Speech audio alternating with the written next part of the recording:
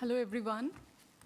Good morning once again, and I hope you got enough break for getting some coffee. It's suddenly getting very windy and chilly. Hope to see all of you on a Saturday morning. So welcome once again, attendees online and in person. So this panel is the second panel of the day, and we will be discussing on health and urban transitions. I am Aruna Bhattacharya. My work sits at the intersection of medical anthropology, health systems research, and public health. I lead research and academic work on urban health at IHS. So I have a little plan. Before we begin with your presentations, I thought I'll also talk about how health is positioned within IHS, or how do we envision health at IHS. So essentially, also probably I got infected with the previous panel, so the positionality is very important.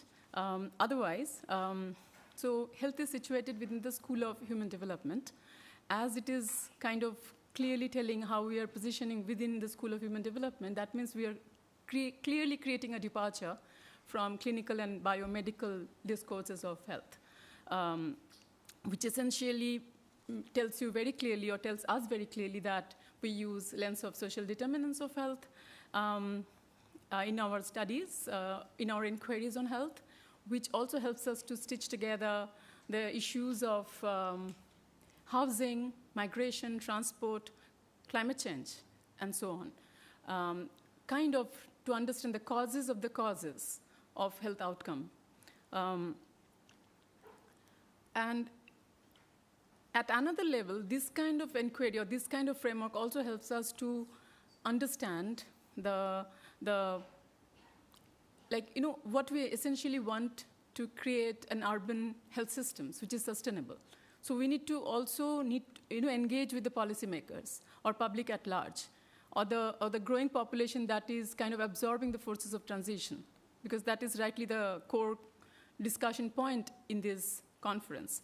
And the other point is also to stitch together how every element is speaking to each other, because health is essentially a way we have to look that health outcomes often is a function of where we live, where we work, what we eat, or what do we do, or and everything taken together. So with that kind of a little brief, it is very clear that we work in collaboration, intersectorally, interdisciplinary, not just for health, but in everything. So we constantly work with different schools, even though it is situated within our School of Human Development, but we are engaging with different, like School of Governance, School of Economic Development, and Ecological Study, ACS, the Environmental Studies. And many of our research is also woven or designed like that.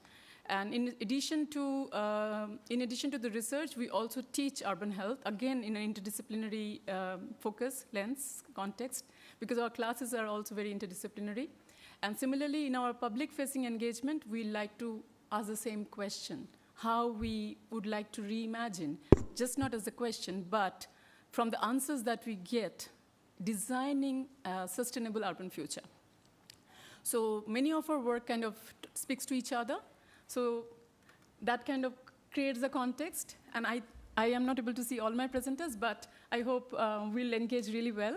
So we have a really eclectic, and the reason I did this little brief is also to tie together all the diverse point of views that our presenters would be bringing today. So what I'm going to do, I have actually kind of done a little jig. I've kind of juggled your sequence, because essentially, the other tool I work with is systems thinking. So we cannot really understand the whole unless and until we really understand the parts. So when I was looking into the presentations, not just presentation, the abstracts and the thematics, I thought, let's understand the whole, like maybe the kind of presentations that are talking about systems, and then we look at the parts, and then how we stitch that together, and also combining the online and offline modes of presentation. So we will begin with Sneha Palit and Diksha, both joining from Samyak. This is an urban health initiative, and they will be talking about transitioning healthcare, locating health in India's emergent urban processes. So since this is the first one that we are starting, I'm giving some kind of instruction which is already known to you, but I wouldn't repeat this again and again because it is also going to take time. So 12 minutes, and we get our time check. For online, I will probably write it on the chat. And we have to really be very time conscious. Over to Diksha and Sneha. Thank you, Aruna. And hi, everyone. My name is Diksha, and I'm so bummed that I couldn't be there in person.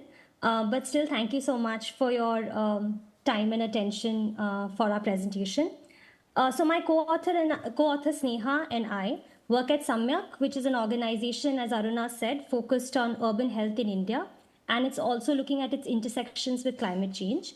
And today we are presenting a part of our ongoing research in UP. Sneha is not joining me today, and I will be doing the presentation.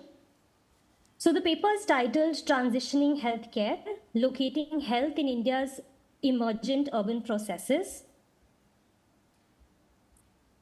So according to the census of 2011, over 4,000 cities in India have a population of less than 1 lakh, comprising a significantly large percentage of what we know as quote-unquote urban India. The kind of degrowth that is being seen in the large urban centers and the estimated increase in urban population in the next few years and decades, it is certain that this urban growth will actually happen in smaller urban areas, making them really the present and future of urbanization in India.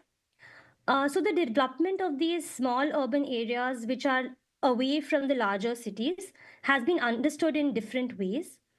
So one way of understanding this is to see these smaller urban developments as a panacea for regional imbalances in urban development, to reduce the pressure on the larger cities, and also to usher in higher economic development and more in a diffused manner. However, on the other hand, these urban areas are already witnessing very rapid urbanization. They continue to have a very limited economic base and weak capacities when it comes to urban governance. And all these factors make this transition from the rural to the urban quite challenging, unsustainable, and unplanned to an extent. So while the importance of these urban areas is well substantiated through research, and there's also a very specific policy focus in promoting urban centers away from the existing larger cities, there's still limited engagement when it comes to the operationalization of governance in these smaller urban forms. Also to highlight here that post 2011, there was a significant emergence of literature around the census towns, but not so much when it comes to notified urban areas, as we speak about in this particular paper. So these are areas which are notified as Nagar Panchayats and are not just census towns. Also, the focus on governance of critical services like health, education, livelihoods in these transitional spaces remains missing from the larger discourse on urbanization. In this paper, our focus is on newly formed Nagar Panchayats in the Indian state of Uttar Pradesh, and we locate the governance of a critical service like health within these rural-urban transition. Speaking of the methodology, so the study is part of a larger study that we are doing on health and healthcare in transitional urban spaces in UP. And the focus really is on understanding the gaps and needs in the wake of formation of a Nagar Panchayat. So for the larger study, we are using multiple methods of data collection. But for this particular paper, the data comes from interviews and in-depth interviews with government officials and elected representatives at the urban local body, as well as the health department at the local, which is the ULB level, and the block level. We conducted the study across 5 Nagar Panchayats, of which 4 have been declared Nagar Panchayats post 2021, while one of them is an older Nagar Panchayat but has seen additional partial transitions in 2022. Speaking quickly in terms of the population range of these Nagar Panchayats is between 20,000 and 30,000. So they are still very small in terms of population. And the population density really varies. Some of them are more, dense as opposed to the others, which are very, very sparsely populated in that sense. So what really is a Nagar Panchayat? Simply speaking, a Nagar Panchayat is actually an urban local body which is designed for rural to urban transition. Uh, as per definition, Nagar Panchayat is a transitional area, that is to say, an area in transition from a rural to an urban area. Now, alternatively called the town council, town committee, notified area committee, town panchayat in different states across the country. So, four out of these five ULBs have been formed by merging two or three existing gram panchayats uh, with the idea to meet the population requirement for the Nagar Panchayat. Across these um, Nagar Panchayats, agriculture remains the main occupation. While there is a steady increase in small business and entrepreneurship, but agriculture is the main source of livelihood. Out migration from these areas continue to be very high as local wages continue to remain low. In terms of settlement types, it is common to have very sparsely located abadis and not the dense, big urban settlements that we see in the bigger cities of the country. So while their administrative status really changes from rural to urban, these transitional spaces await urbanization in its social, demographic, cultural, and economic avatars to really arrive. Hence, its urbanization in anticipation. Coming specifically to the case of governing health care in India's transitioning cities. So the Uttar Pradesh Municipality Act 1916 actually mandates a role for the Nagar Panchayat and the Nagar Palika Parishad in health, which include providing health services like dispensaries, but also more general services like sanitation, garbage collection, and the responsibility of the general well-being of the population is actually located with the urban government. However, considering these Nagar Panchayats are actually erstwhile constellation of villages, it is important to note that the Gram Panchayat had a very defined and active role in public health in a lot of these places. As opposed to the ULB, the urban local body, which works with a focus on Samanya Prashasan, which is general administration, as opposed to any specific sectoral focus, which the Panchayat had, but the urban local body does not have. The organization of public healthcare in these areas, it continues as rural with the presence of the health and wellness center, the Ayushman Arogya Mandirs, the PHC and the CHC. However, uh,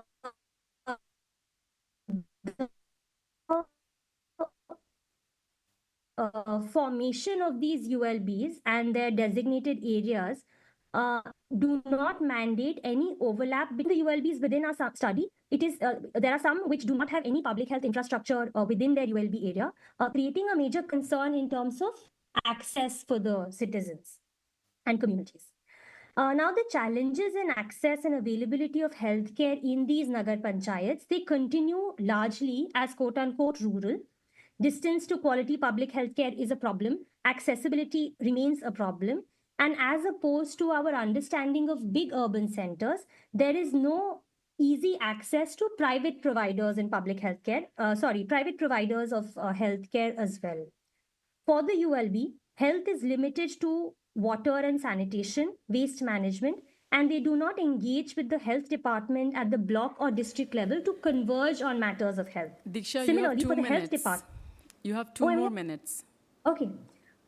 So similarly, for the health department, the rural-urban distinction does not really exist, and they see the entire area as a rural area and work from the mandate of rural health.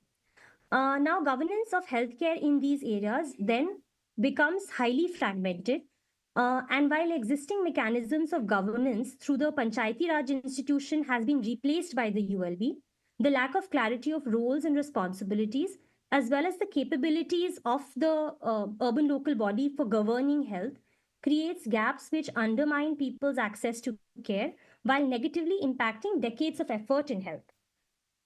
So the existing governance mechanisms are equipped to provide large city-centric solutions to realities which are more transitional. In terms of policies, the urban form of the Nagar Panchayat actually falls between the cracks of the rural and the urban dichotomy, missing out on critical services in health, nutrition, but also in other areas like livelihood. So, for example, under the National Urban Livelihood Mission, SHG formation is only possible in cities with a population of more than 1 lakh. And all these Nagar Panchayats which do not meet that population marker kind of miss out on the scheme entirely. What also happens and is happening in these 5 ULBs is that the abrupt transition from rural to urban, it means that the existing schemes are disrupted and the delivery of very critical health services like the ICDS or the Ayushman card enrollments also gets disrupted for years. Another example is that community platforms like the Mahila Arogya Samiti, which are mandated by the NUHM, are also not applicable in these places, while the platforms mandated by the Rural Health Mission also kind of get dissolved because these cities find themselves somewhere in the middle. Hi, Diksha. We actually cannot go on. We have to do a hard stop here. So maybe this conclusion part, can we cover during question answer? Oh, yeah, that's fine. Thank you. Thank you. So we are moving over to an interesting topic from here, where we are trying to see, what causes what. So we have Purvita Sanyal, Shriparna Ghosh Mukherjee, and Dr. Simi Chatterjee from Child in Need Institute. And the topic, or the talk would be on from fast food to fresh choices, a nutrition-based intervention for maternal health in Kolkata slum. So over to you. Thank you, Dr. Aruna, and thank you, the audience and IAS, for giving us this opportunity. So, while the previous presentation was talking about Nagar Panchayats, we will be talking about urban slums of Kolkata. Before going straight into the study findings, we'll just like to give a very brief context about CINI. We are working for last 51 years with our headquarters in Kolkata, and we primarily work in the eastern and northeastern states of India, and with some fundraising units across the world. We are currently organization with 1,500 plus staff and reaching out to a population of around 10 million. We work with different population groups, but our core area of work continues to be adolescents, mother and children on issues of health, nutrition, education and child protection. And very recently, we have also included gender and environment into our core area of work. And along with that, we work also largely with adults on issues of communicable and non-communicable diseases. Primary, our basic area of work is in a preventive approach, where we go from primary prevention, where we work with the entire communities. We have a cadre of frontline workers, CINI's own trained professional health workers, who go house to house to the communities, to the villages, as well as the urban slums, where they work directly with the communities in creating demand for services and creating knowledge for the communities on their entitlements for health and nutrition. Coming to the next level, we work with the targeted families which are in need of certain targeted interventions in terms of health or education or protection. And even screening down to a more micro level, we work with the high-risk groups in terms of health and nutrition. That would include high-risk mothers, low birth weight babies, malnourished children, and vulnerable adolescents. So this is how we categorize our work into our rural and urban and rural health programs. In terms of our work in the urban space, we currently work in the urban slums of Kolkata, Shiliguri, Howrah, Howrah, Bhubaneswar, and Ranchi, where we have very concrete urban health programs. We work very closely with the National Urban Health Mission for promoting better and health nutrition outcomes for the slums that we work in. We also work very closely in partnership with the municipal corporation of these cities, as well as the state urban development authorities, because working in convergence and in tandem with the government agencies is a core area of CINI's work. On behalf of the community, we work in strengthening and empowering them in demanding services, and on behalf of the government, we strengthen the UPHCs in providing quality services for the community.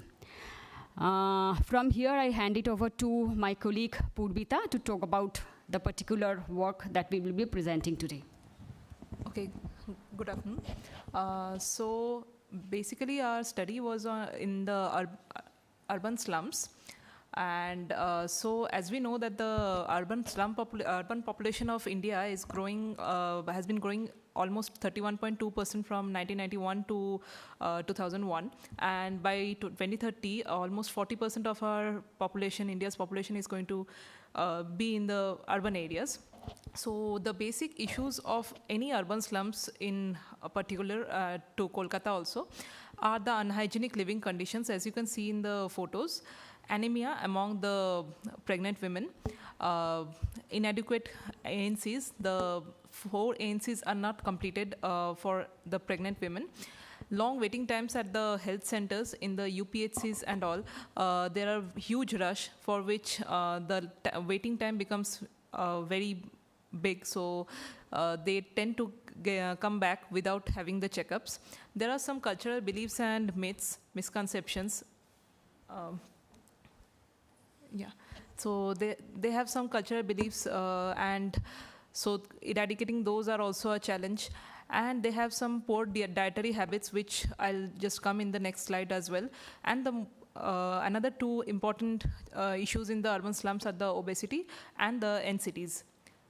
Next. Okay, so as per the poor dietary habits are concerned, in the urban slums, so they have a very high dependency on the junk food. And the reason being that those are very easily available in every corner of the streets and all.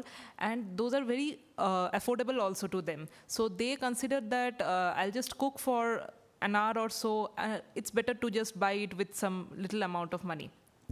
Second is obviously the budget they have and the economical constraints they have to, and their access to nutritious food.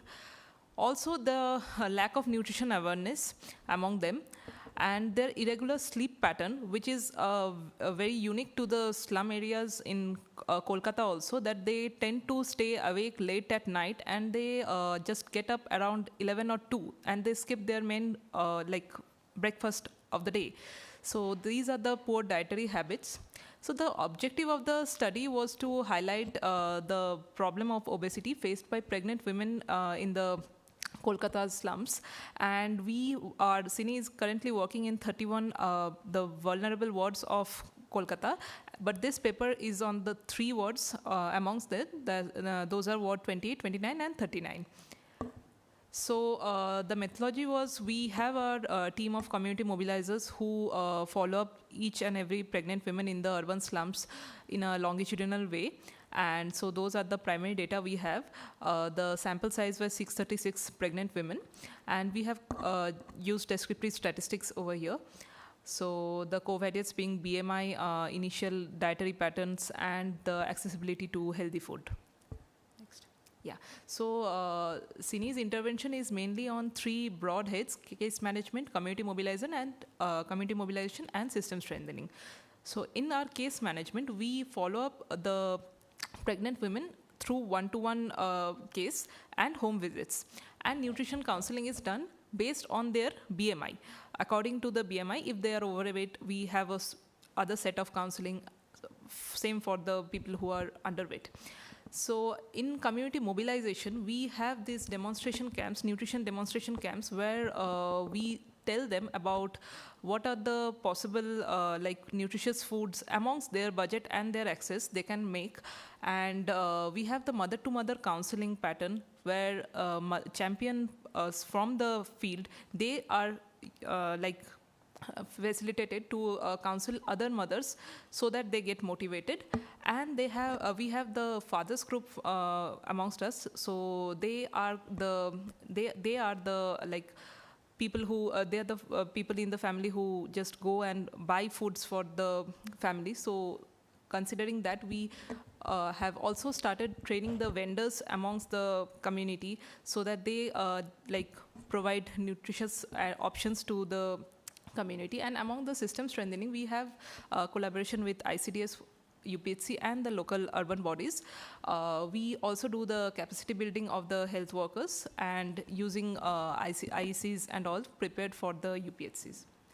Okay, so as for the results of the study are concerned, so we followed up the pregnant women from their initial trimester to their final till the delivery. So among them, we have found a reduction in the junk food consumption among 94% of the sample size. So they have reduced their junk food consumption considerably from their first to third trimester. We also promote the dietary diversity, and we have found that 86% of them showed dietary diversity in their final days of pregnancy. Among our study group, 151 were obese and overweight. Based on that, 30% of them have achieved BMI weight gain according to the standard BMIs, so which is 5 to 7 kgs for the obese women and 7 to 10 kgs for the overweight women. So I'd request Dr. Simi Chatterjee to just cite on the conclusion. Thank you, Purvita. Good afternoon, all. This is the last slide. I will quickly say some things. We do the counseling, as Purvita said, one-to-one counseling. We focus on the health hazards on being an obese pregnant woman. The health outcome, the pregnancy outcome will be poor. That we focus on, the woman may have pregnancy-induced hypertension or gestational diabetes or difficult labor, wound healing may be poor. These things are to be highlighted to the community because they don't know what is the health hazards of obesity. Obesity in pregnancy is not only bad for the pregnant woman, but it is also not good for the fetus or the future adult who will, the fetus will, when the fetus grows to a child and adult. Adult diseases may also be prevalent. And there is no proper guideline or for the customized guideline, in obese pregnant women. And we also focus on the educational part of the cooking pattern, keeping in mind of the traditional methods, what is a good method, less use of oil or deep fry or reheating of the oil. These things we focus so that they know the good practices. Overweight and obesity is both are in childhood. We are witnessing childhood obesity also. So these things are being highlighted now, and in future non-communicable diseases are getting prevalent. Collaboration with the health system aligns intervention with the national health system. And inclusion, all this should be included in the A&M training. Like BMI is a standard thing, but it is not included in the MCP card. And not only BMI, I think in future it will come, other parameters will also be included, like the waist circumference and all. Because fat distribution is also, within the body, the fat distribution is also a very important thing as NCD prevalence. That's all. Thank you. Thank you so much for keeping the time, and without wasting much time, we move on to the other presenter. So the question answers would be at the end, just so that you all know. So we are kind of discussing, like, again, I know our audience, and it's very interdisciplinary. So our little note to our presenter that, when we are using medical terms or kind of complex acronyms, just to kind of explain a bit within your capacity so that it also kind of makes sense, because people then can ask questions. So what we just discussed is about food consumption. And it's not like people would like to eat trash, right? It's also a function of affordability. And being in a vulnerable setting also exposes us to different kind of vulnerabilities. So one of these is this, like, children are given food which are not supposed to be given. Like, traditionally speaking, any mother or any grandmother, or for that matter, any neighborhood wouldn't be, they kind of say, no, we don't, we cook fresh food and things. So what that boils down to, like what we immediately see, like the outcome which are immediately observed, and there are also long-term outcome. So the next presentation is around non-communicable disease prevention. And, for certain diseases or for certain disease groups, there are also ways we see symptoms very quickly. And there are also disease groups, especially like, I'm sure we all know about diabetes and cardiovascular ailments. They are oftentimes silent. Only when it is at the very catastrophic stage that we come to know, oh, this is shooting out of the box. So this is a very important component of monitoring and evaluation. And I find that link that we talked about, what kind of food we are consuming, especially the children, and going forward, what kind of health outcome or the predisposition with this kind of food intake actually sets a very bad example for, how do I say, NCD prevalence. I mean, we pretty much can expect that to happen.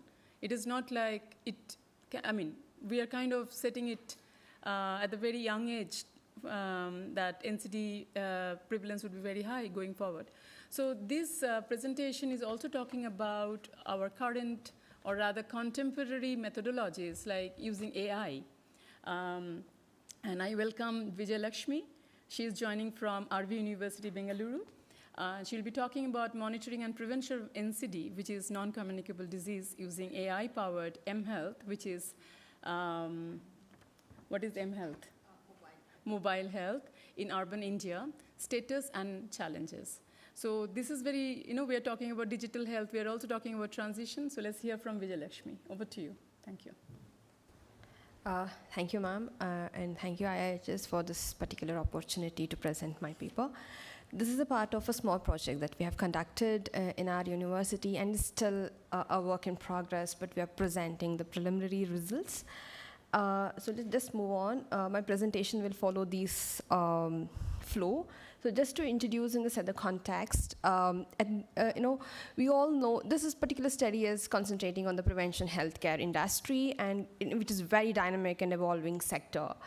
Even our SDG Goal 3 sets the tone here, where we have to ensure healthy lives for all at all ages, including preventive healthcare industry in specific. On contrast to this, the available data that we have found from World Bank and WHO states that nearly half of the world population do not have the access to essential healthcare, mainly the preventive services. And when we look at the data again, NCDs, which are the non-communicable diseases, which includes lifestyle-related illnesses, like, for example, diabetes or cardiovascular illnesses, are responsible for nearly 70% of global deaths, which is more or less mainly occurring in low and middle-income countries. So in this, what is exactly being happening, at least to prevent, is there is an increasing research in how the predictive models, that what we say in the context of AI, can detect these illnesses at a very early stage, so that it can be prevented, or at least it will be addressed. So these are the predictive models which will leverage the data from the digital devices like mobile phones or smartwatches, and which is, we term it here as mobile health or mHealth. And this has proved success in other countries like Brazil, which has reduced the health cost of approximately $14 billion, and in Mexico around $3.8 billion. And there are numerous studies which have supported that the adoption of mHealth would prevent both chronic and acute illnesses.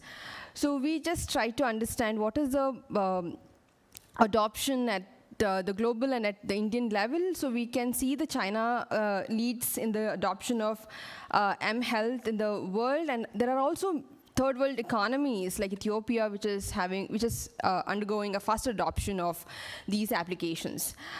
Even WHO has reported that 83% of its member countries, there is a presence of at least one mHealth app, including India. So even in India, we find certain applications related to health. But when it comes to India in specific, at a macro level, the 30% of population do not have the access to public health care facilities, and this makes India to account nearly 21% of global burden of diseases. One of the pressing concerns, even the recent report from WHO stated that NCDs, that is non-communicable diseases, are the pressing concerns in the preventive healthcare industry, which is one of the top cause of mortality in 2022. And there is a higher probability of dying from these diseases, especially in India, and it is more prevalent among men. And apart from COVID, which is one of the major cause of mortality, NCD is raising year after year, where there is 110.8 persons dying per 1 lakh population in 2024. Moving on, what is the projected market for mHealth? We are expecting it to grow on a CAGR of 10. It's a growth rate basically at 10.11% by 2026. There are government initiatives like Swasth Bharat, National Health Portal, Vaccine Tracker Labs, which are all actually giving us a general information rather than the preventive strategies or indications. What is a scope that India in specific can have is, as per the data, 71% of India's population owns smartphones. So one of the basic requirements of mHealth is to have smartphone and the internet access, and that means that the application of mHealth can have potentiality in this particular sector. And India also ranks top 5 countries in the search term related to something on mHealth, which indicates there's a strong interest among people regarding these kinds of applications. But what is a major challenge that is being found is, one is the data privacy and security, because health is a sensitive data. And there are more than 1 lakh applications available there in the store, and which doesn't even have a clinical evaluation, and hence makes concerns of adoption. So we moved on to see what exactly the literature says. So we will not spend a lot more time here, because we need to provide you the data insights.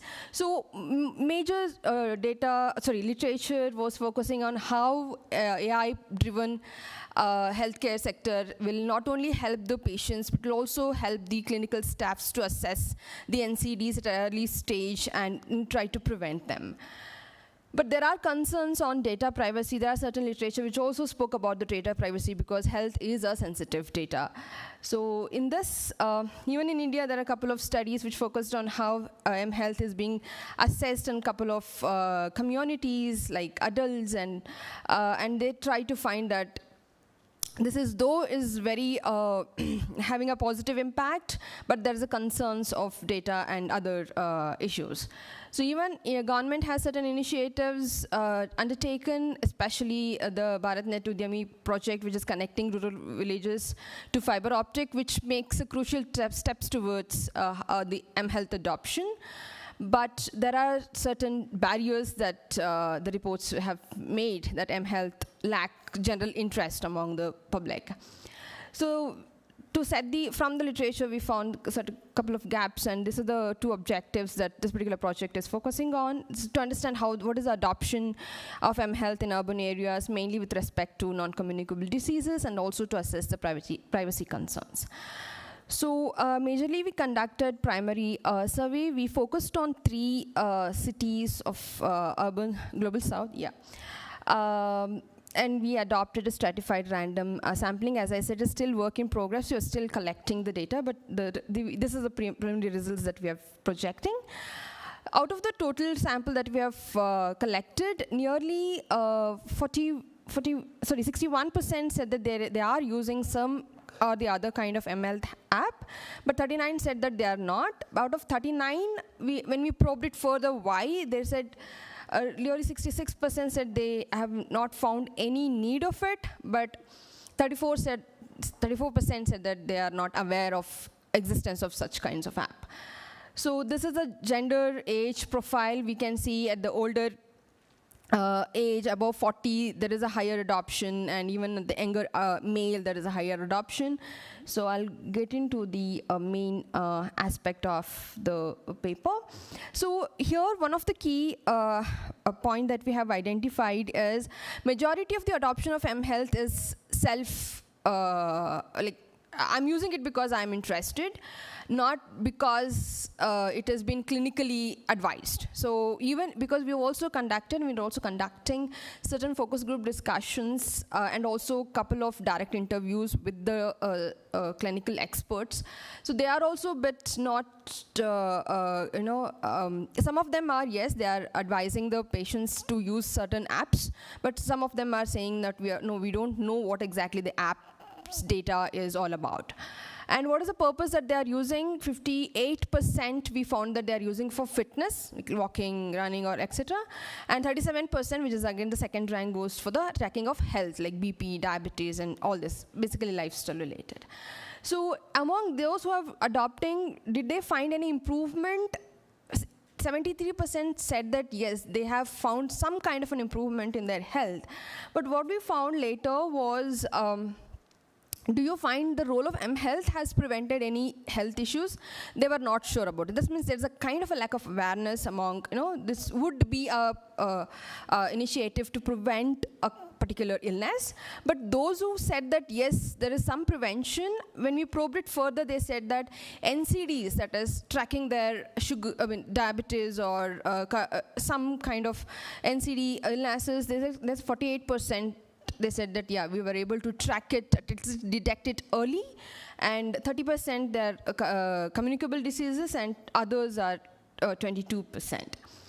So we try to understand what are the factors that leads to the adoption. So since our adoption was a binary outcome, we did a very simple binary logic model. We'll just quickly rush you to the results. This is the variables, and here we try to see gender was not a significant variable, though there are other socioeconomic variables were significantly affecting the adoption, like education. I'll quickly wrap up. Income and age. But what is more interesting that we found is people who said that particular prevention is happening, there is a higher probability of adoption by 9%. So this is what we have found. And this is a second part of our study. We looked into the data privacy. Some of them, they said that they are aware of the data captured from the health apps, and they do trust the data being captured.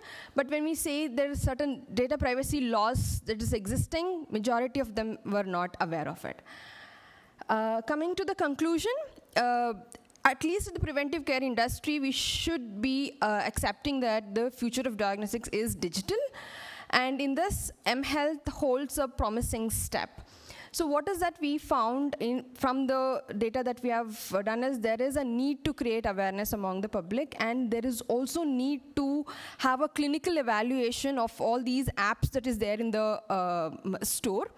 Even though we said that the 70% of the people said that they are not aware of the preventive capability of the application. So this means that there is a need for more awareness among even urban population regarding these apps, but there are privacy concerns among the users regarding the data that is being captured. So basically what we're trying to say here at the policy level is we need to integrate the mHealth with the health practitioners so that there's a clinical evaluation, and there is a need to create awareness among the public to potentiality of the mHealth applications. And this even government has to allocate certain resources, there's a particular case study that we have done in the case of Pattaya, where school teachers collect and upload the data to the cloud, and that is again processed by the health practitioners to understand the health variables among the students. This kind of a small study can be done. Yeah, so I'll just end it. And finally, we just have to look into the data privacy concerns. Thank you. Thank you. Thank you, Vijayalakshmi, for such a fascinating topic that you are bringing to discuss on this panel. So we are moving on to, I think, how do I say, the most, the relevant topic these days. Everywhere, every room you go in, you hear climate change. And the other thing you hear is climate change and health. So I think we are saving your presentation for the end, and also I hope we have a great discussion. So I'm also kind of urging everyone online and in the room to also kind of point your questions or prepare your questions so that we have an engaging discussion at the end. So Niyati Shah, she is a Fulbright Nehru scholar, affiliated with Azim Premji University. She would be talking about how has climate migration influenced health in urban South Asia, a systemic review and narrative synthesis. Over to you, Niyati. Hi, my name is Niyati, and I just wanted to thank IIHS for holding this conference. I learned a lot over the past 2 days, so thank you so much. So today I'm going to talk about how rural-urban climate mobility affects the health of migrants across the migration continuum.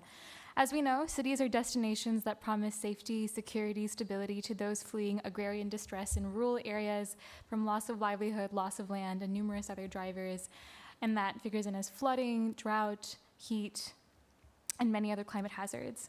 Migrants often settle into precarious, flood-prone informal settlements or enter occupations that put them at risk of water scarcity, flooding, extreme heat. And as we know, displacement and mobility are intertwined with the social determinants of health, affecting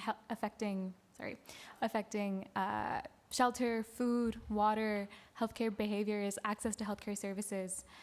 Existing literature on urban environmental and health justice has largely focused on the inclusive, distributive, and representative processes that center the urban poor, or on how migrants differentially experience climate hazards along the lines of gender, class, caste, and land ownership, and many other subjectivities. This literature review serves to disentangle the health dimension of climate migration towards the full spectrum of urban categories, from peri-urban areas to metropolitan centers. Because as we know, precarious living, urban health, and climate hazards are all intertwined. This research is inspired by this conceptual framework created by Dr. Patricia Schwertl, who's a really great public health researcher and a good climate researcher who's created this conceptual framework that shows how human experiences of environmental change often drive migration and what its potential health implications are on migrants' health. And this lit review takes this framework and casts it into a South Asian urban context. This is also part of a larger study that's funded by the Fulbright Commission that I'm working on that looks at the health experiences of women climate migrants settling into Bangalore. This study aims to explore, as I alluded to earlier, the climate migration health nexus in the current evidence base. It explores how study settings, migration outcomes, migration patterns show up in the evidence base, and what sort of recommendations researchers and their, in collaboration with, co-produced with their interlocutors, have come up with that are migrant-centric and that weave urban environmental and health justice. So for this study, I used 3 academic databases, PubMed, Scopus, and Ovid Medline. I also did some snowball searches based on a few key reference articles. I also searched Google Scholar. That's why it's a literature review and not a systematic review. And I also, created some search terms based on the population exposure outcome framework. And I screened for studies that fit my research objectives and that really fit the inclusion criteria of climate, migration, and health. And I analyzed the articles in vivo. The main reasons for exclusion included not focusing on South Asian cities or only focusing on the dyad of climate and migration or climate and health, but not all three within a South Asian urban context. I found 720 articles at first, and then after removing duplicates, I ended up with 434, and then I included 28 articles based on the inclusion criteria and based on whether they met my research objectives. Of the 28 articles, 4 focused on extreme heat, 6 focused on rainfall variability, 11 focused on floods and cyclones, 7 focused on drought. Most studies use qualitative research methods, 11 used quantitative descriptive methods, and 6 used mixed methods.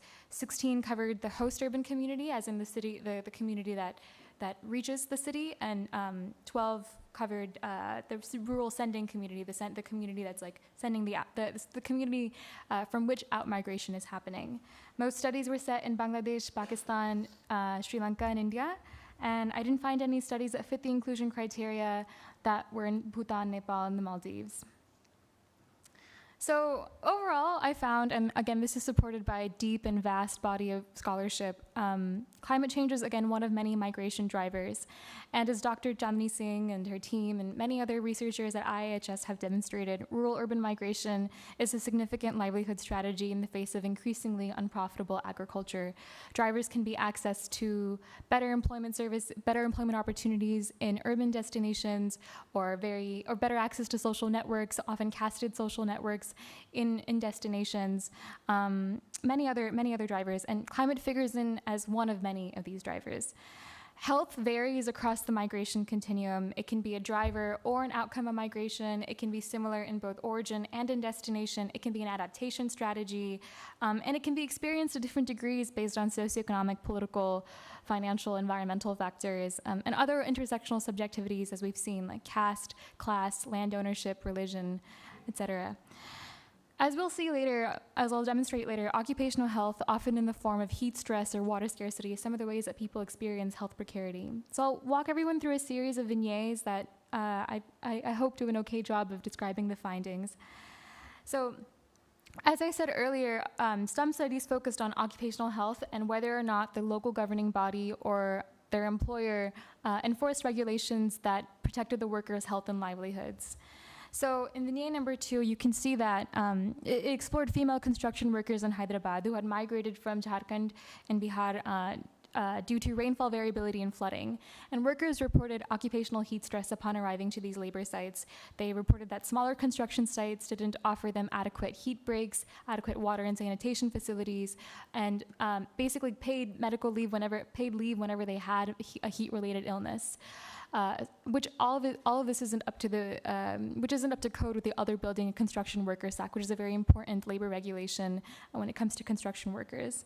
So, as you can see from this study, women experienced heat stress and didn't have the social protection to deal with it and to cope with it, the tools to cope with it in the aftermath of flood-induced migration. In vignette number 1, cyclones and floods in rural Odisha prompted women to migrate into construction work, where once again we see that they didn't have access to proper sanitation and water facilities, and they weren't given health insurance, which would be needed to access healthcare services. Interestingly, this study did report that they had better access to private healthcare services. So as you can see from this study, there was one positive health outcome from this.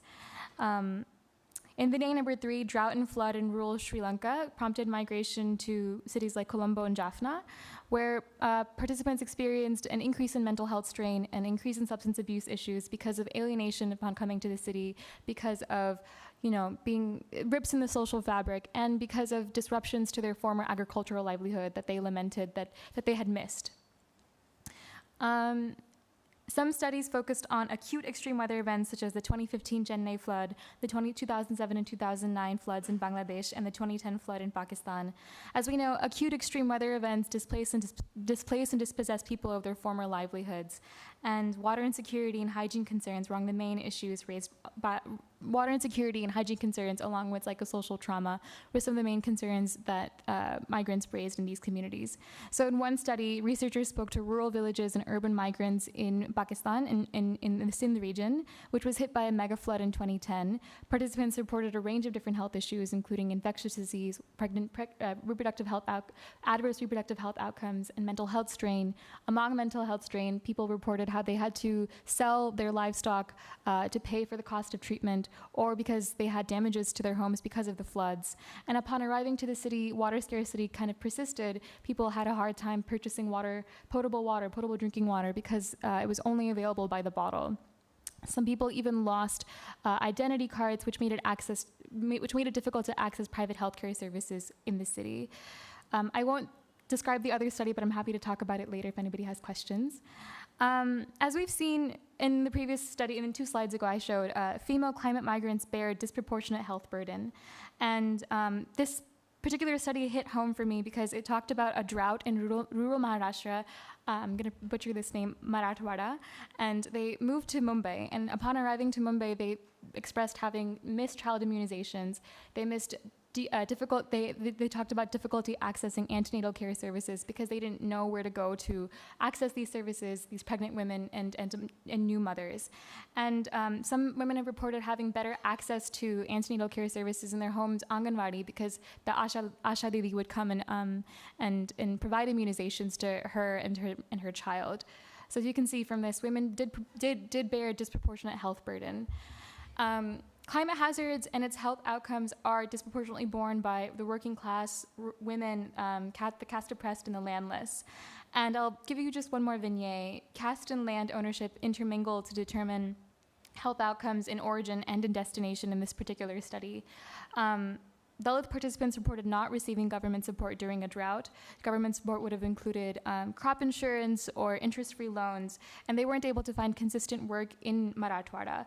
That prompted migration to Tirupur, Tamil Nadu, where they were once again subject to heat stress and water and sanitation concerns and just a lack of water and sanitation facilities. So from this, we can trace how caste and land ownership kind of reproduced different kinds of health outcomes, both in origin and in destination. Risk in the form of climate hazards and health conditions shifts and modifies and stretches in different ways in origin and destination. This is a diagram I made that sums up the findings. The only thing I'll add to this is that remittances and destinations were sent to the origin for healthcare expenses, water and food security, and home repairs during flood damages, which is also something that we saw in yesterday's panel of presentations, where remittances played a role in sort of a positive adaptation strategy. The analysis is still ongoing, and this diagram just represents my preliminary findings. This poses one last question, what recommendations surfaced from the literature? And before I go into all of this, I just wanted to say that there was a gap in health-specific recommendations. We saw a lot of recommendations that talked about the social determinants of health, and it talked about basically more deliberation is needed on how to make health systems more responsive to migrants coming into the city, especially working class, poor migrants and women who are coming into the city. And I will just add one more thing before I run out of time. Many studies suggested enforcing better labor laws, such as the Building and Other Construction Workers Act, and that's specific to every state. And this is to ensure that the health of the working class doesn't take a backseat in favor of increasing neoliberal urbanization and climate disaster-prone regions of cities. And then you can read. I'm happy to go into it later. I think I'm almost running out of time. But I am excited to have this literature review guide my fieldwork and conversations with wonderful interlocutors over the next few months. Again, this is like a work in progress. Literature reviews are a mammoth of projects. And so I'm excited to continue reading more. Yeah, that's all.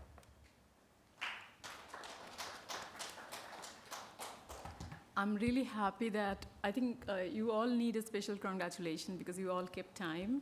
And this made my life easy. And we have 30 minutes for Q&A. So what I'm going to do is I'm going to break this Q&A in 4 parts because we exactly had 4 presentations. And also they are connected, yet they're speaking very specific parts of the problem. So I'll start with Diksha's Nagar Panchayat work in Uttar Pradesh. And I'll start with the question, and then we'll take question from the floor and online. And then maybe 3 to 4 questions to begin with, and see how each of these presentations or response speaks to you, and you add more questions if we have time. So, of course, I mean, I really congratulate, and I think it is a great presentation to start with, especially if it is coming from a state like Uttar Pradesh, because so much to learn from experiences of bigger states, bigger states with complex health systems. My question oftentimes goes in a philosophical direction. So I would like to ask, of course, I understand. Maybe, you were writing this abstract, looking at the project, looking at the theme of the conference. And you're also piecing together things that you're maybe the study is not over yet. But still, I would like to understand what was at the genesis of this study, or the project? What made you or your team create these questions? And the second question, which you can take your time to respond, is there any learning that, because you are also working in other places, what I understood from interacting with you earlier, what would you or your team found out, or the learnings,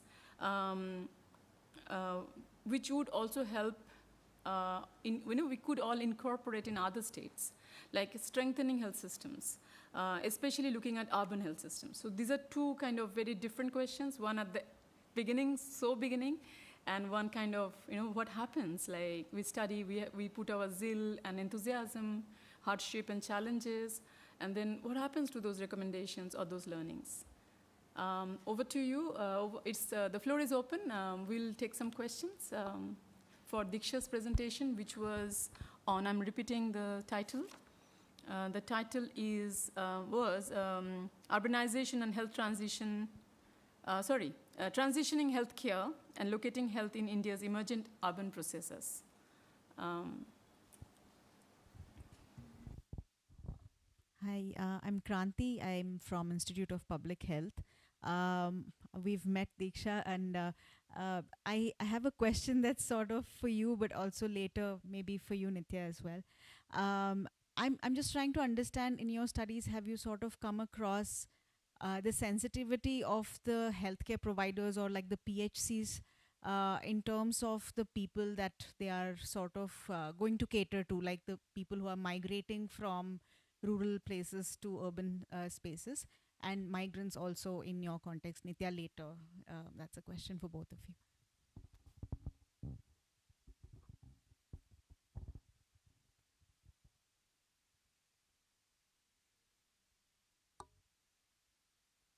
Any question online? No, it's not yet for Diksha. Okay, I would also open panelists. Would like to, there should always be a scope for cross-pollination. Would you like to have, or is there any question that you have for Diksha? Or else we ask Diksha to respond.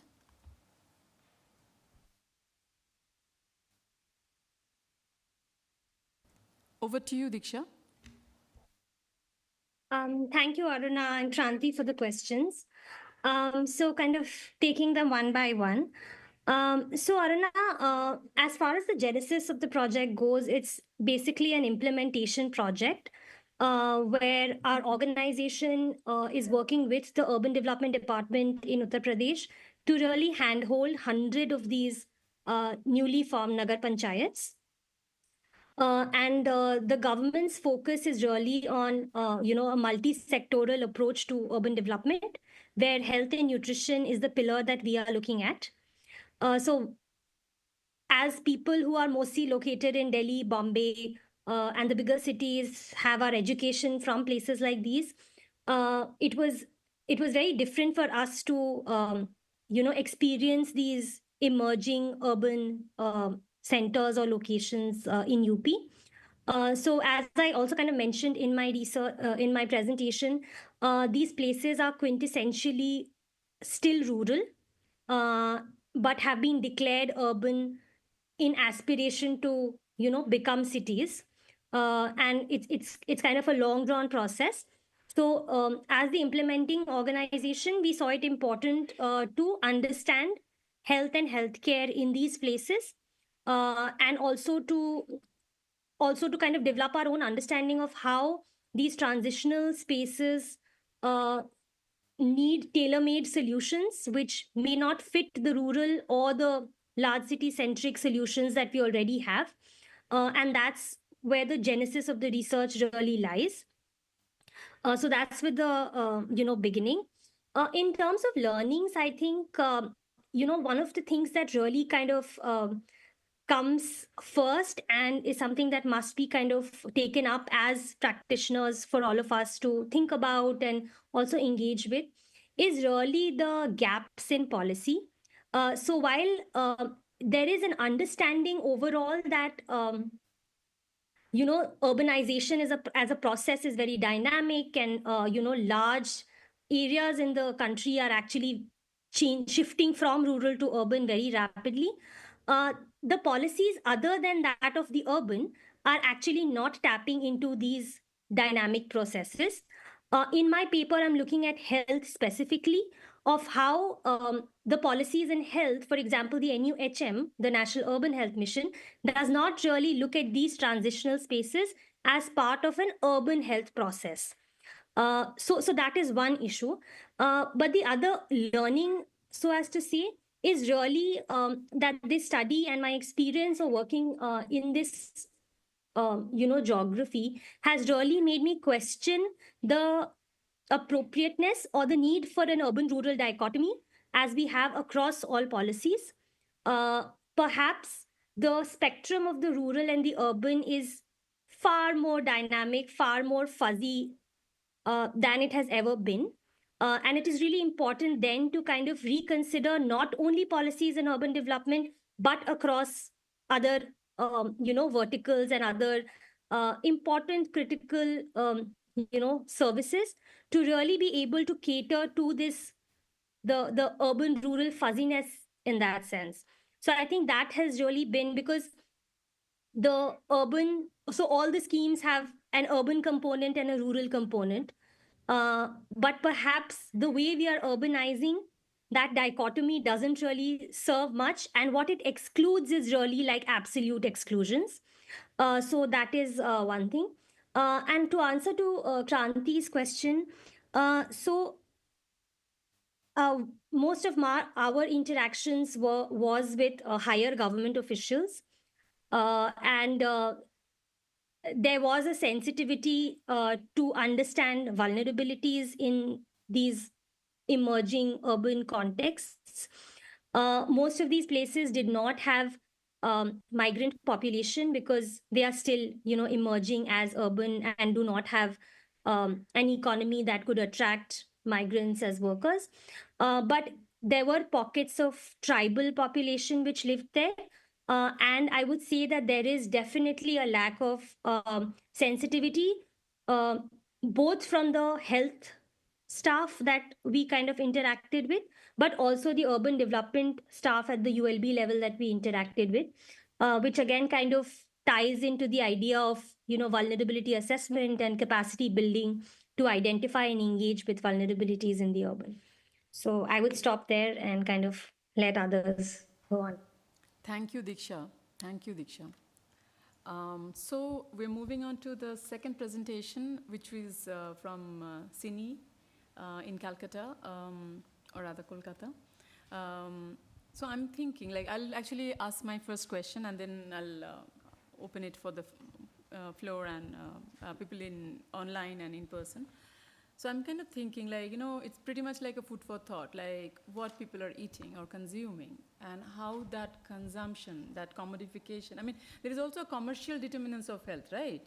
So oftentimes understanding what's around us, especially the economics of it, we miss. Especially that's how I've been observing the public health discourses. We are very lightly touching upon where is it coming from. We simply look at symptoms and try to create remedy.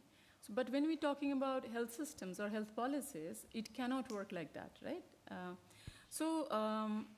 my question is, like from your immersion, because I know Sini works really in depth, like your immersion in the community is not just for this project. So even though this presentation, you're kind of pointing it towards, pointing it for maternal and child health program, but how this observation of what people are consuming, especially children or lactating mothers or people, pregnant women, are kind of leading you towards other, how do I say, other groups, or say when you interact with other programs, because essentially they're coming from the same communities, right? They're from the same neighborhoods or the same families, so to say. So are you also kind of stitching this learning into your larger immersion into the community? Or the second part of this is, I understand that you, West Bengal, the way, health is a state subject. So how each state also, look at its health programs or health, policies are very different. So how is your experience working with the state government or also the urban local bodies? Because that's also something we need to learn from different states. Because I'm sure my colleagues here, my audience here would also agree that we are not a cookie cutter kind of a model, right? Even though we say health systems, it totally means something else 100 kilometers apart, even within the same state. So it's a very great opportunity for us to learn from you, because you also bring with you vast, a lot of learnings for all of us. So I'm opening this floor for questions for our group from Sini, who spoke about, please, thank you. Hi, thank you so much for the presentation. So I had actually two questions. One was that before you did this intervention, did you see any specific adverse outcomes of obesity among pregnant women, particularly related to having C-section deliveries as compared to vaginal deliveries? That was my first question. And the second was that you mentioned that in the community that you work with, you saw different kinds of sleep patterns. So what was the reason for that particularly? And I think drawing from what you just spoke, Aruna, and also the larger question of junk food, like I just wanted you all to reflect on, do you consider junk food as a function of class, or do you think it's much beyond that, specifically in the context of where you work? Yeah, thanks. Thanks. I also have a question extending the commercial determinants of health topic. One is, of course, in your policy recommendations, you've talked a little bit about fresh food, but who are the players? Like, is the government, have you seen other case studies where the government has played a role where you can, increase the access of affordable fresh food? And if yes, I'd like to hear a little bit about that. And secondly, I also saw, interestingly, you have an intervention where you've talked to the vendors as well. I'm very curious how that went.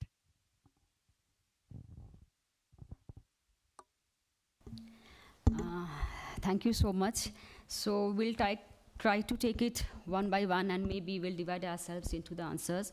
First, to be very frank, we were not looking very deeply into these commercial determinants of health. We were primarily trying to delve into the health implications that this demand creation of junk food or unhygienic food, unhealthy food consumption is having the implication on the health of the mothers, children, and the larger community. But yes, connecting to the other programs, it's definitely not connected to the 3 wards that we are particularly working on, talking about this project on. It's expanded not only to the all 31 wards that we are working, but across all our rural programs as well, where we actually promote this healthy eating, healthy adoption of behavior. And definitely where we find this intersection of this commercialization of food, because even in the most unreached areas of the country, inside the slums are reachable. I won't say they are unreached, but if I talk to the rural areas also, you will get a 5 rupee chips and kurkure packet, which is very highly commercialized, promoted, and this will connect to many of the answers. There is a very high promotion and ease also of providing these kind of food to the children. Primarily because of convenience, second due to economic issues. A child gets up in the morning, he or she is hungry, crying for food, and both the parents have to go out to work, whether it be a slum area or a rural area.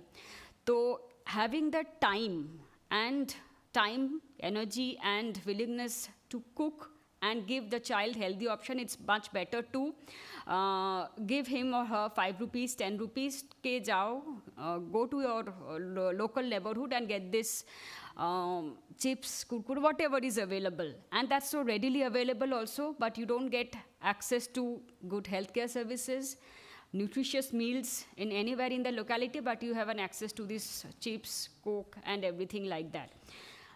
Alternatively, what we try to do is we have been trying to educate communities that even if you want to give 5 rupees, please tell your child or the vendors that you are saying to buy boiled eggs and not chips.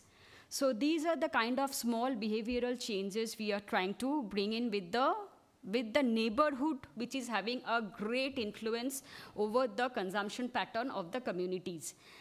In terms of vendor training, we had started off with the no use of reheating of oil, but it's almost nearly an impossible task to do it within a short period of time. But I won't say that there is no change. Yes, we can still see little bit of changes, at least that awareness is there, that this is not right. Now, turning it into practice will have a lot of other issues also. But we have also built in small messages like, if you are making aloo pakoras, please also put in some spinach into it. That will add a little bit of diversity to it. So these are the small bits with which we are trying to do it. And when a child or a parent or a family sees that it is not only Cine who is promoting this within the families, but it's the food suppliers around are also talking on the same lines, maybe a little bit of behavior change can come into the families that can sustain. Then,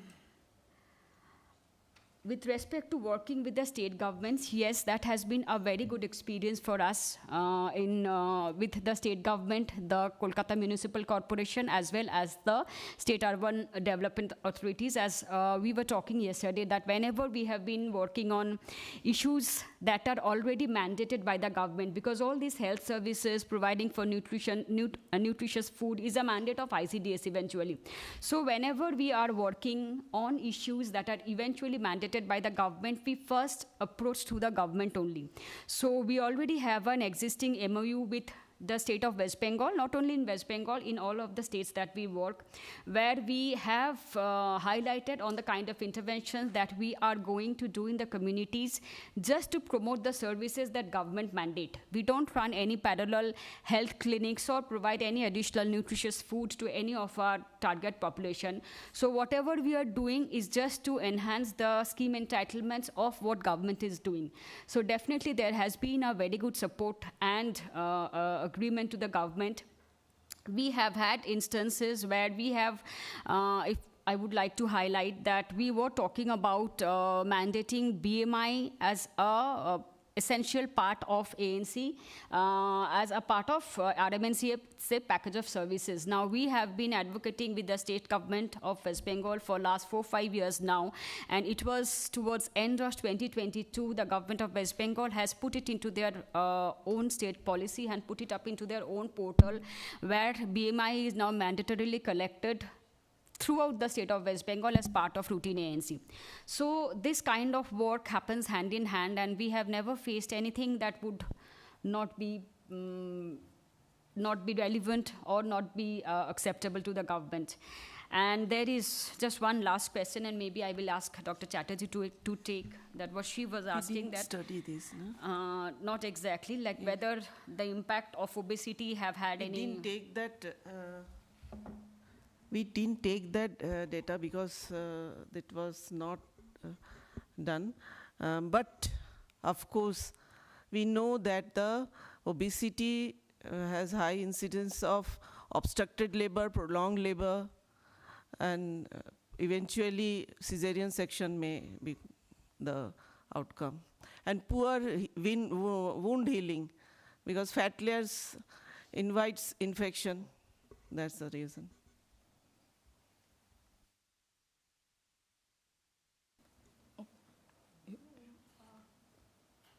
Maybe we'll take up your question in the lunch. We'll discuss. Okay, so thank you for that. I'm now moving on to presentation number 3. Of course, like when we try to understand, like your topic, I'm coming to Vijayalakshmi, when you're talking about using AI and also mHealth, there is a contentious area of conversation. And especially when this is very pointed because I'm also kind of juxtaposing using your technology or your methodology for my work, which is mostly situated within marginalized settings. And the conversation happens around, like what are the challenges?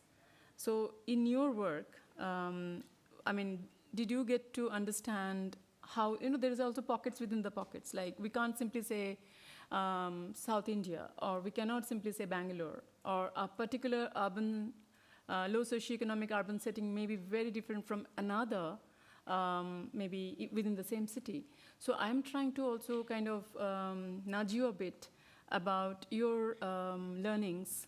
If you can very precisely tell us, like, what is that we should be careful about, or design it in a different way? Because there is always a temptation to work, use digital methodology, because it's also helps us to, we do not have to really engage a lot of human resources, also less money and time. But then at the same time, what are the ways we should or shouldn't? And also, especially when we talk about interventions, like for example, NCD, the understanding, like non-communicable disease, oftentimes, how we perceive our health is also very challenging. If I have a health history, maybe my understanding is a bit better compared to my neighbors or compared to my other. So when we are using this kind of surveillance technology or technique or methodology for preventive, oftentimes the challenge for a research team is to also, like, okay, it's a very subjective area of health perception, right? So my other question is then, as a country, we have national NCD surveillance policy. So from your understanding, this methodology, how far can we utilize? Or is there any positive story, like success story, of utilizing this for aiding or implementing national NCD surveillance policy in the country, even if it is in small parts? So very pointed questions. Anybody adding any questions for Vijayalakshmi? Oh, yeah, I have 2 online questions. Diana wants to understand how your data suggested implications of mHealth on communicable diseases. Can you elaborate? So this is like, she's kind of taking it to a communicable disease perspective, if you would like to respond to that. And the other question is kind of bordering on to, or kind of overlapping with what I was asking, kind of how effectiveness of the tools like smartphones and smartwatch in the current context, accuracy, affordability, and accessibility. I think Nitya has a question for you. I guess, like, how does startup culture and the proliferation... my question was, how does startup culture and the proliferation of like health technologies affect AI-powered health interfaces and like these applications? And do you see like regional, similar to what our moderator asked, like do you see regional differences in the uptake of this? And I guess what sort of factors determine which app to uptake, both among healthcare providers and among your participant group?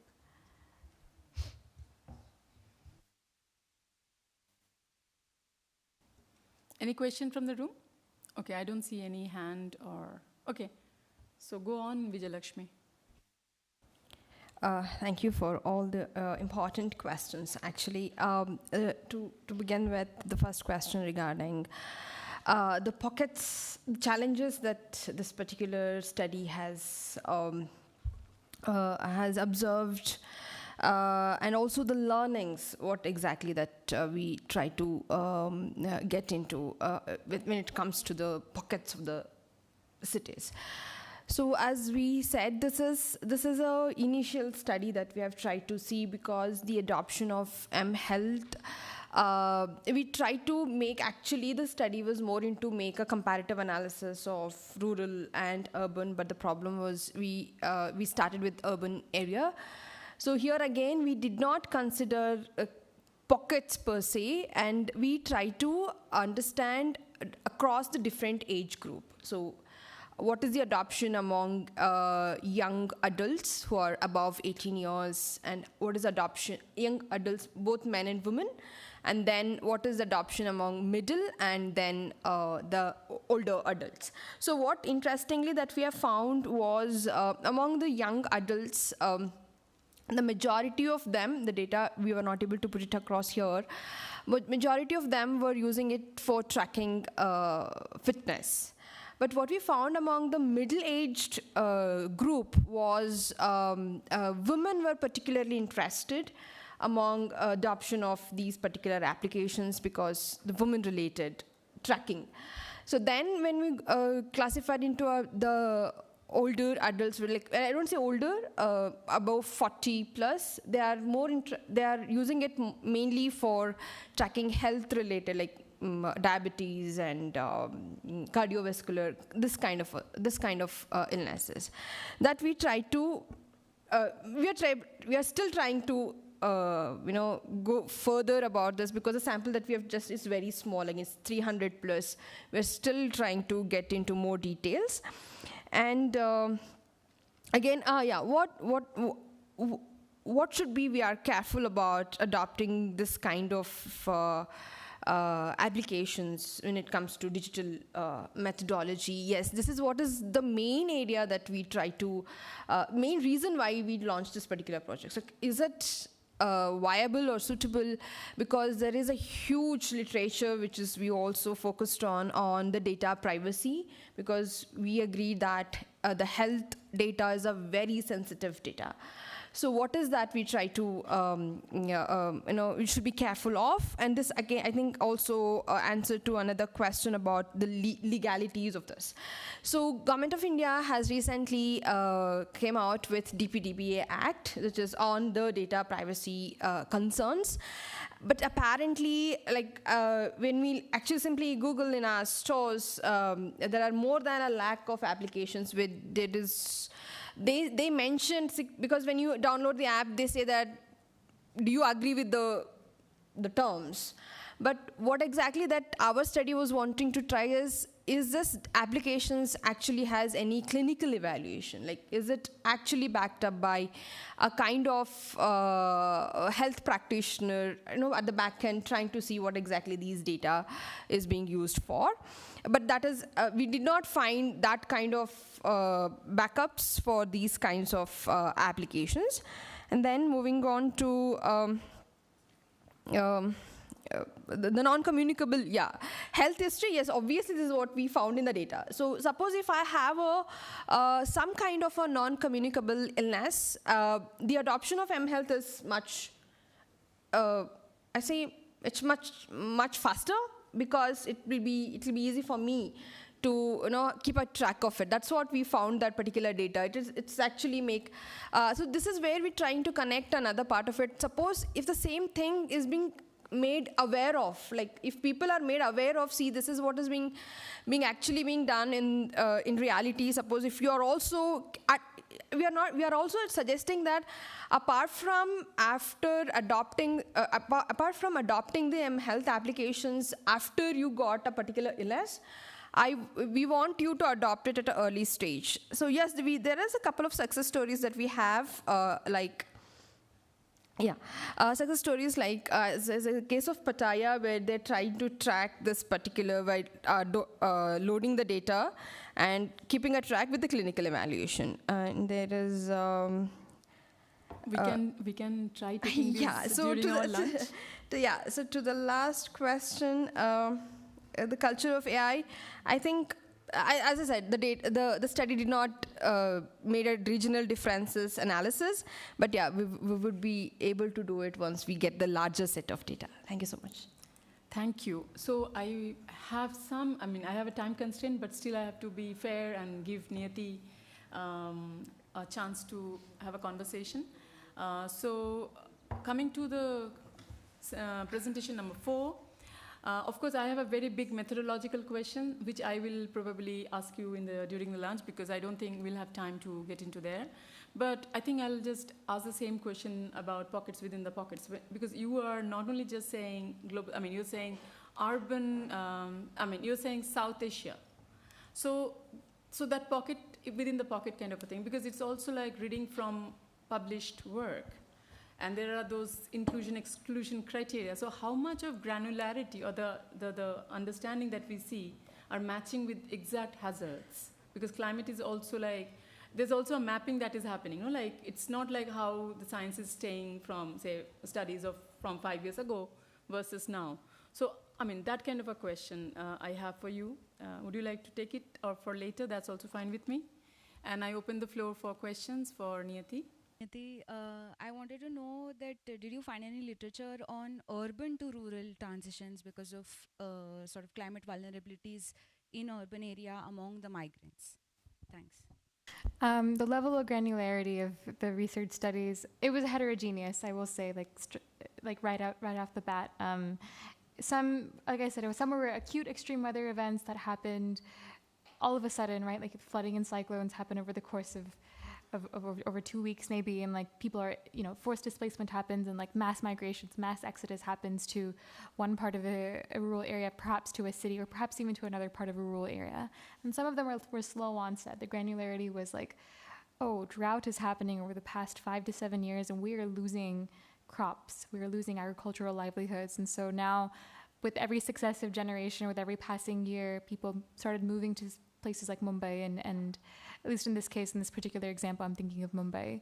So the granularity was very, very, very heterogeneous. And with climate change, again, it's very hard to pin down a specific region, because it's so like it affects everybody, and that's why I chose the South Asian region, because like it transcends boundaries, and there's a lot of displacement that happens that doesn't even follow any specific sort of any specific that isn't subject to a certain area. So it didn't quite answer your question, but the granularity was just heterogeneous. Urban to rural, I didn't encounter very many of this.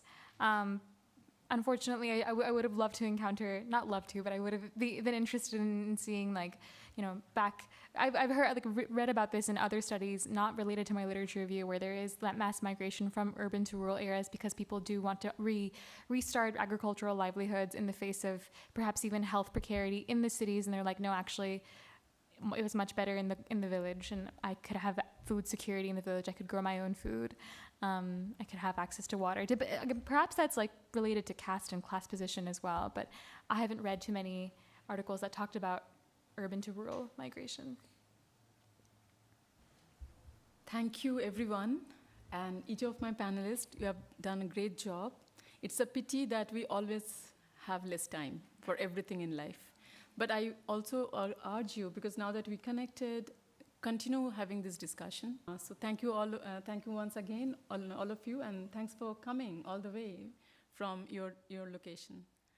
So we'll wrap up. Thank you.